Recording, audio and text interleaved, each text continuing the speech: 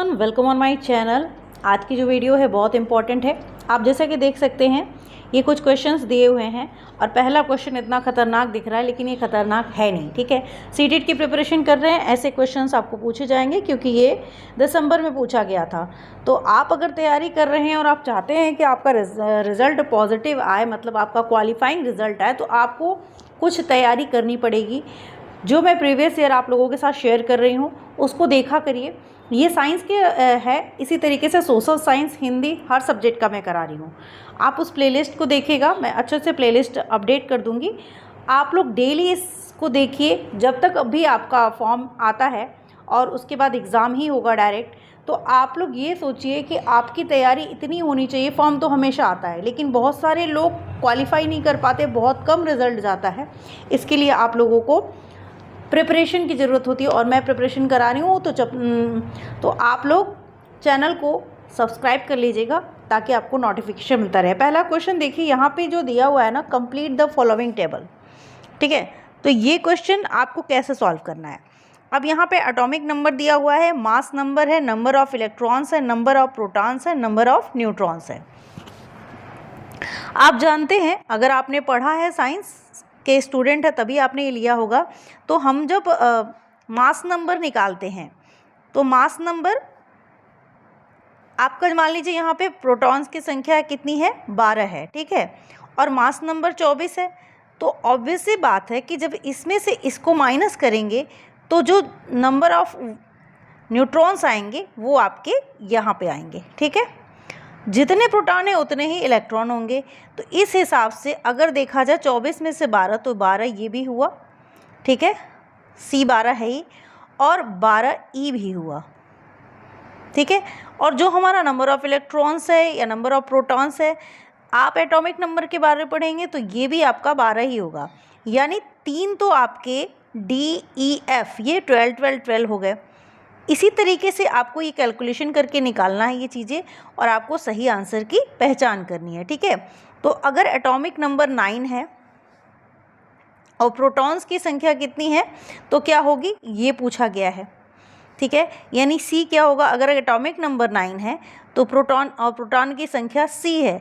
यानी कि आपका ये जो होता है इसके बराबर होता है, तो प्रोटॉन की संख्या भी आपका क्या हो जाएगा, पहले आपका मास नंबर एटॉमिक नंबर 9। ठीक, तो 9 एटॉमिक नंबर होने के बाद आपके प्रोटॉन की संख्या कितनी हो गई उसको पता करेंगे, इलेक्ट्रॉन की संख्या कितनी होगी ये पता करेंगे, नंबर ऑफ न्यूट्रॉन्स कितने हैं। तो एटॉमिक नंबर आपका ये हो गया और नंबर्स ऑफ न्यूट्रॉन्स दिए हैं, तो इससे टोटल आपका हो गया 19। ठीक है, तो मास नंबर क्या आ गया, 19, यानी A इज इक्वल टू क्या आ गया, 19। ठीक है, A इज इक्वल टू क्या आ गया, 19। एक second, A is equal to आपका आ गया 19। ठीक है, कैसे आया, 9 + 10 19।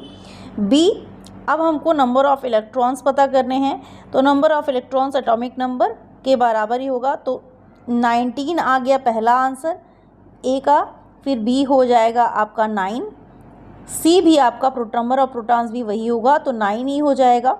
ठीक है, उसके बाद हमने ये निकाल लिया था, ये भी निकाल लिया था, ये हमारा 12 12 12 आया था। ठीक है, 12 12 12, और ये चीज़ आपको दिख रही है ऑप्शन नंबर 3 में। तो इस हिसाब से हमारा ऑप्शन नंबर 3 जो है वो करेक्ट हो जाएगा। इस क्वेश्चन का आंसर बहुत सिंपल था। आपको लेकिन पता होना चाहिए कि एटॉमिक नंबर क्या होता है, नंबर ऑफ प्रोटॉन्स कैसे निकलते हैं, ये चीज़ें आपको पता होनी चाहिए। ठीक है, चलिए, क्वेश्चंस प्रीवियस ईयर करने से पता चलता है कि किस तरीके के क्वेश्चन पूछे जा रहे हैं, इसीलिए आपको प्रीवियस ईयर करना ज़रूरी है। यहाँ हो गया।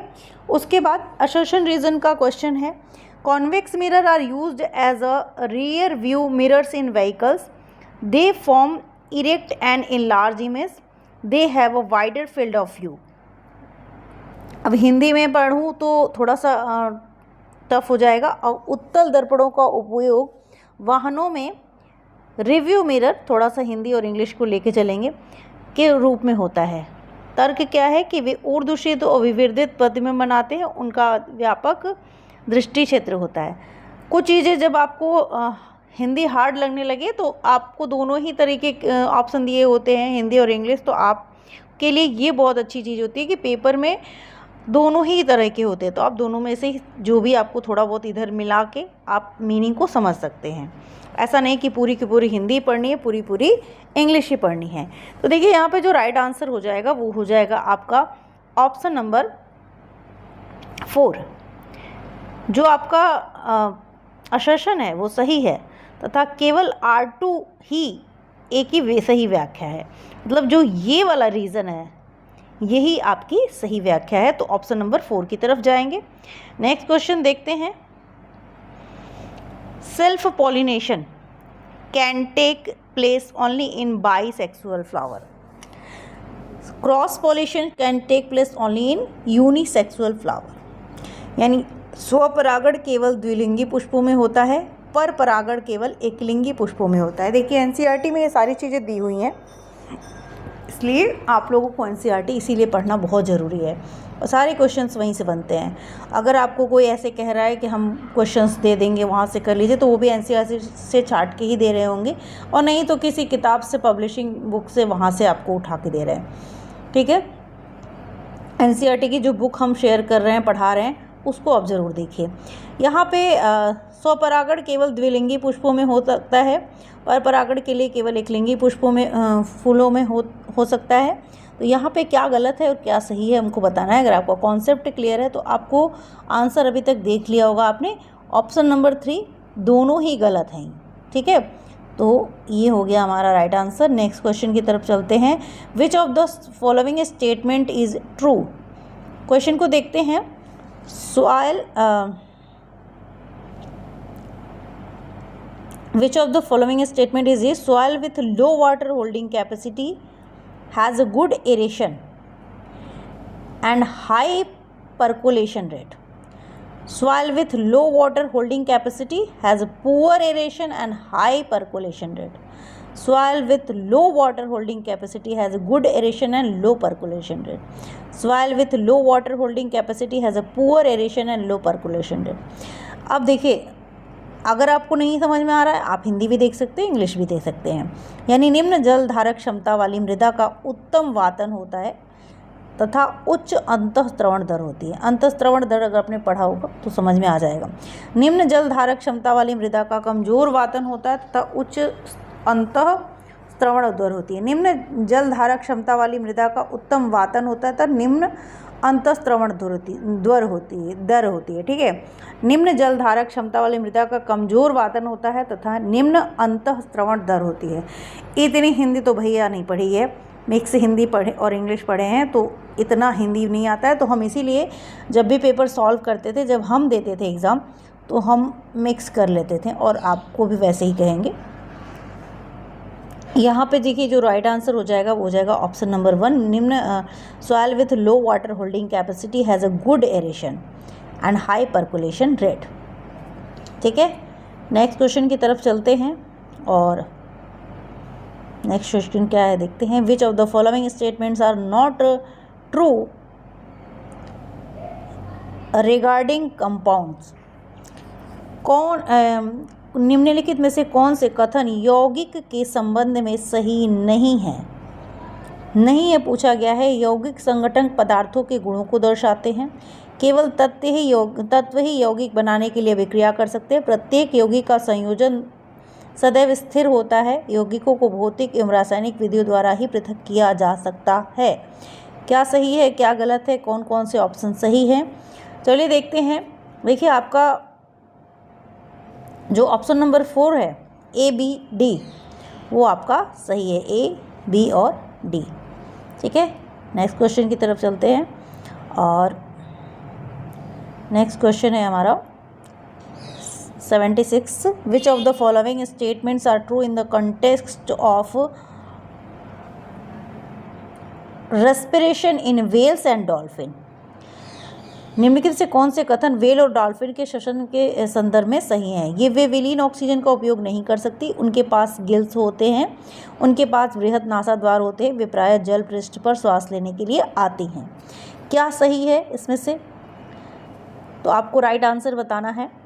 दे can not use dissolve oxygen, they have gills, they have large nostrils, या they often come up to the water surface to breathe.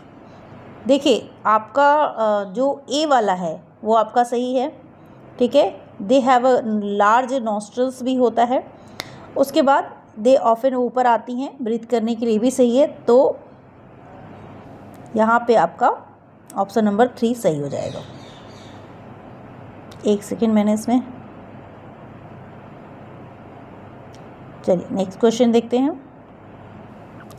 Question number 77, विज्ञान में कला एकीकृत अधिगम को बढ़ावा देने की संभावना निम्न में से किसमें सबसे अधिक है?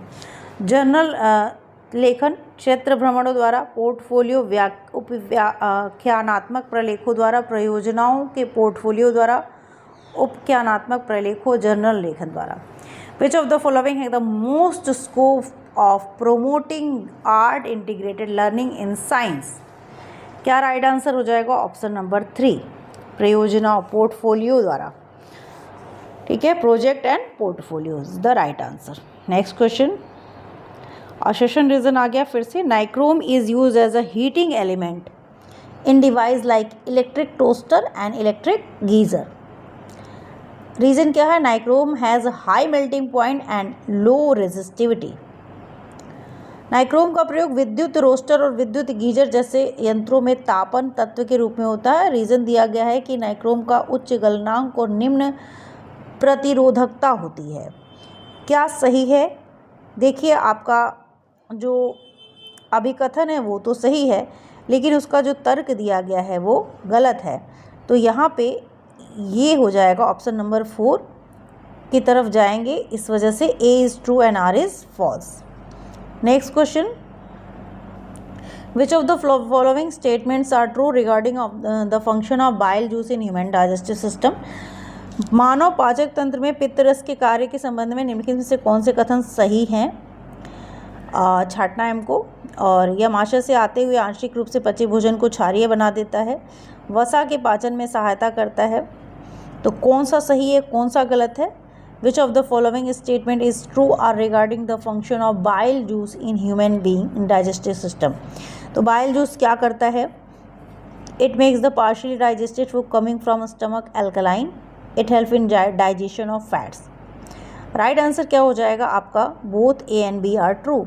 दोनों ही बातें सही हैं, इसलिए दोनों ही सही हैं। ऑप्शन नंबर 4 की तरफ जाएंगे, ठीक है। ये आपका करेक्ट हो जाएगा। नेक्स्ट क्वेश्चन देखते हैं, और आज का ये लास्ट क्वेश्चन है। नेक्स्ट वीडियो में हम इसके आगे के देखेंगे। तो 10 क्वेश्चन मैं पहले भी करा चुकी थी साइंस के, तो वो अब लोग देख लीजिएगा। और 10 क्वेश्चन आज करा रही हूँ, 10 क्वेश्चन कल मैं आपको कराऊंगी। तो साइंस भी हमारा 2024 का ख़त्म हो जाएगा। इस तरीके से हमारा जो 2024 का पेपर है उसमें सिर्फ इंग्लिश बची हुई है और सारी चीज़ें हो गई हैं। अब हम 2023 की तरफ चलेंगे। चलिए देख लेते हैं आज का लास्ट क्वेश्चन। और on the basis of following information identify the substance which give flame on burning. उन पदार्थों की पहचान करनी है जो जलने पर ज्वाला देते हैं। Solid, liquid, solid, liquid. पदार्थ ए है, एक सेकेंड रुके, जलने पर ज्वाला देता है। पदार्थ ए है, अवस्था उसकी क्या है? ठोस। अब ये जलेगा तो जलने पर वाष्प बनता है? नहीं। द्रव है, जलने पर वाष्प बनता है। द्रव को गर्म करेंगे तो आपका क्या बनेगा? भाप बनेगा, ठीक है। तो ये भी सही हो गया। ठोस, जलने पर वाष्प बनता है, द्रव, तरल नहीं। तो इसमें से कौन सा सही है? जो जलने पर ज्वाला देते हैं, ये पूछा गया है, ठीक है। तो यहाँ पे देखिए जो राइट आंसर हो जाएगा वो हो जाएगा आपका, अगर मैं बात करूँ राइट आंसर की, तो आपका द्रव, तरल वाला जो है ये आपका करेक्ट हो जाएगा, ठीक है। आज इस क्वेश्चन के बाद मैं आपको कल इसके 10 क्वेश्चन जो है 81 से 90 तक के वो कराऊंगी। तो मिलते हैं नेक्स्ट वीडियो में, तब तक के लिए थैंक यू। और वीडियो को पूरा वॉच किया होगा अभी तो आप यहाँ पे तक पहुँचे होंगे, चैनल को सब्सक्राइब कर दीजिएगा, वीडियो को लाइक कर दीजिएगा।